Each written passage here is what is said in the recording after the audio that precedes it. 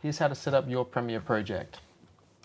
First, create a folder and put all of your required files in it. I have a folder called Source Video, Premiere, and Exports. This just keeps everything nice and neat and easy to find later on when you need it. Then open up Premiere Pro. Once open, select New Project, label it, and find your folder you saved all your footage to. Select OK. If for some reason you find yourself in a different workstation or workspace, click Window, Workspaces, Editing. If you also find that you've clicked and dragged a window somewhere where it shouldn't be, don't fret.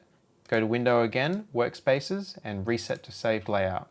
To import your footage, press Ctrl-I or click and drag your footage into the project.